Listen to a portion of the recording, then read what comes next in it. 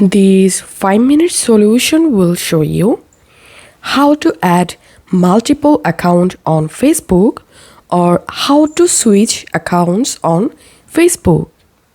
First of all, open your Facebook app, and as you can see, right now I'm in my Facebook account. And now to add another account, tap on menu at the bottom right, and here scroll down all the way to the bottom and tap on logout. Logout. And now tap on log into another account. And here all you have to need, just enter here your account credential. And then tap on login.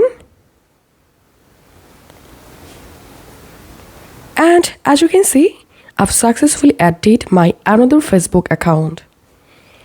To switch your account, tap on menu again. And here, tap on this arrow icon next to your profile. And here, to switch your account, you have to again tap on logout.